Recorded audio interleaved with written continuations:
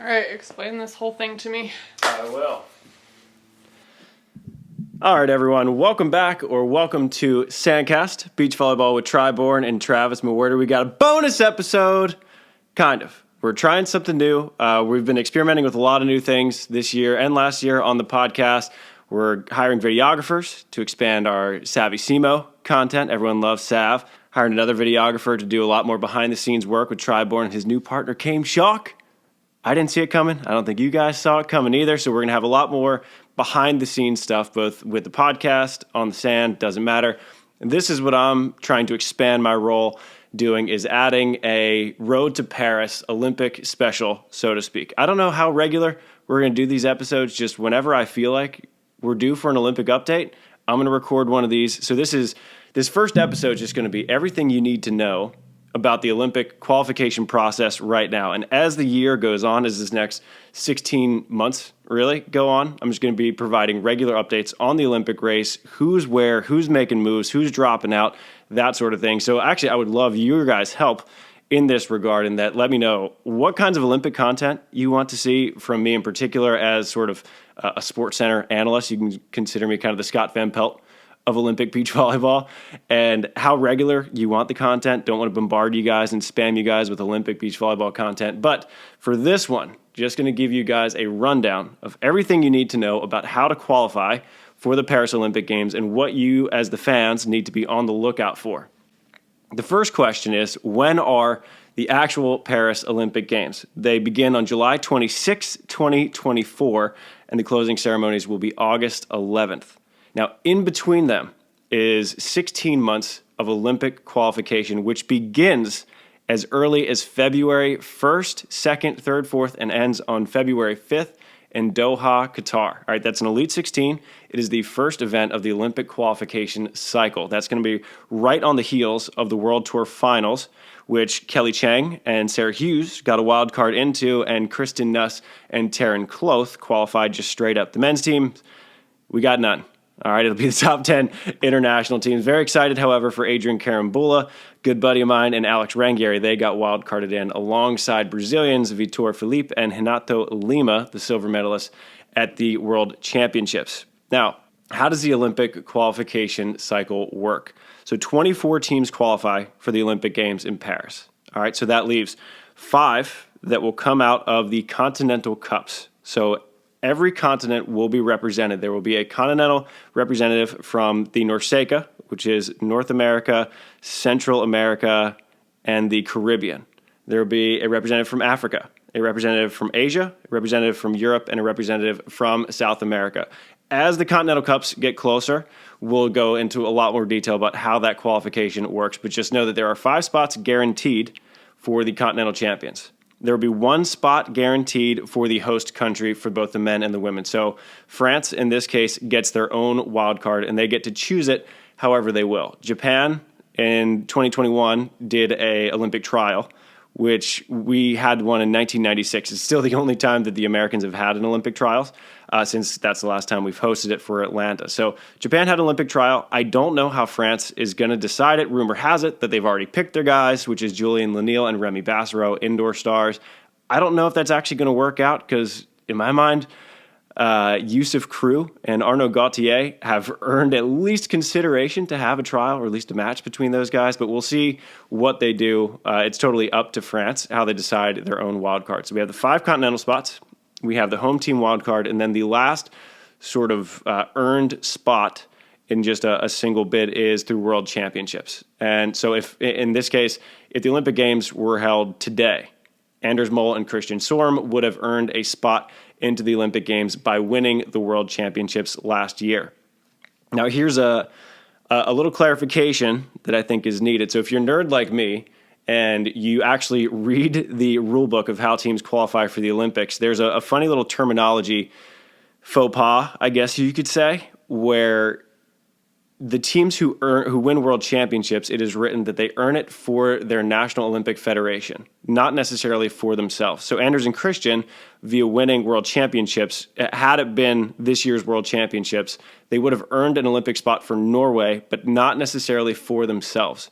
So Norway, if they so chose, could have put Anders with Matthias Berntsen or could have put Christian with Hendrik Moll. It's kind of up to them, but they can only earn one spot per team. So Anders and Christian cannot win world championships, and Norway then sub in Hendrik and Matthias, and then have Anders and Christian also qualify via points. So they can't earn two spots.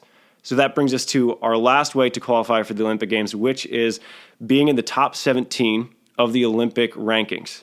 So how do the Olympic rankings work? The Olympic Qualification Cycle begins this February and ends on June 9th of 2024.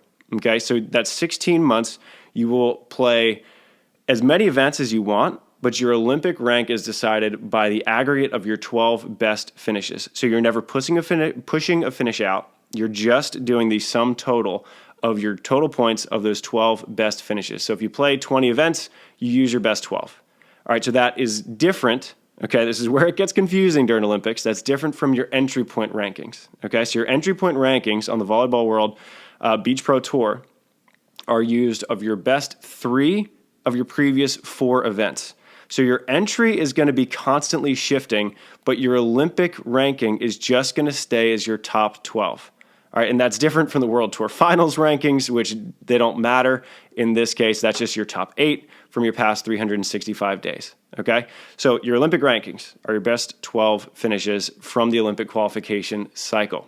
Okay, and now you take the top 17 teams from that Olympic ranking. Now we have the caveat of, say, Anders and Christian win world championships, which is very possible to happen. They would also most likely be in the top 12 or top 17 of the Olympic rankings. So what happens? Well, that spot then goes to a trickle down to team number 18. Okay, now say Alex Brouwer and Robbie Mewhirter, that they win that they are in the top 17, but there are 2 Dutch teams who are ahead of them. All right, so that spot, Alex and Robbie's spot, would then also trickle down because there is a country quota of a maximum of 2 teams per country. All right, so Brazil, especially for the women, Brazil, the United States, potentially Germany could all have more than 2 teams in that top 17. But because you only have a maximum of 2 per country, anything beyond that, so if we have 4 teams in the top 17, our top 2 qualify, the 2 teams that are still in the top 17, those bids will then trickle down to teams 18 and 19 as an example. So it gets a little bit tricky. But for now, all you need to know, if you're in the top 17, you're safe. If you win world championships, you're safe. If you win your Continental Cup, you're safe. And if France decides to wildcard you in, you are also safe. But I don't think we're going to be getting any of those wild cards. So that is the full rundown of how to qualify for the Olympic Games. If you are an American fan, the teams to watch are obviously Triborn and Kame Schock. Still can't believe that that's a thing. Theo Brunner and Trevor Crabb. I still really can't believe that's a thing, but I am so excited to watch when those teams play each other. I hope that happens all the time. Taylor Crabb and Taylor Sander, Miles Partain, and Andy Bennett. So those, a lot of people consider it a 4-horse race. There's also Evan Corey and Logan Webber. They just got into the Doha Elite 16, the first event of the Olympic qualification cycle, so that's a huge opportunity for them. But then you have a bunch of floaters. I don't know what Troy Field is doing. I don't know what Chase Budinger is doing. I don't know what Paul Lottman's doing. I don't know what Miles Evans is doing. I don't know what Bill Kolinski is doing. But all those guys have international points and have international aspirations as far as I can tell. For the women, it is Kelly Chang and Sarah Hughes. They are at the top of the food chain.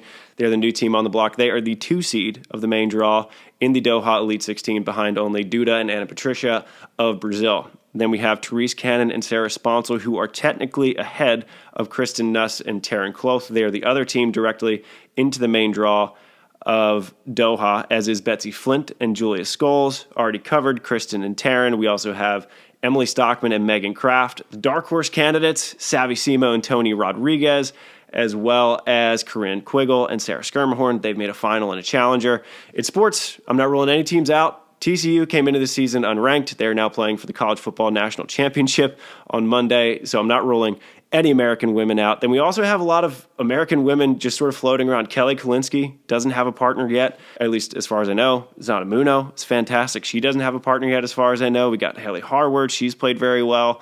Katie Horton, Brooke Bauer, Molly Turner, they all have international points. So who knows? Our women, we have a lot of contenders. But the first event of the cycle begins the beginning of February. We have 2 men's teams playing.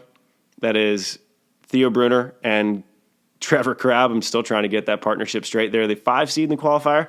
Evan, Corey, and Logan Weber are the 14 seed in the qualifier. And then the women have 5 representatives. Let me know what you guys think of this little Olympic special. Happy to answer. Just do a little Olympic fan question special episode if that one would work out better for you guys. But I'm excited to nerd out with you guys on the Olympics. Stoked for what's to come. Shoots!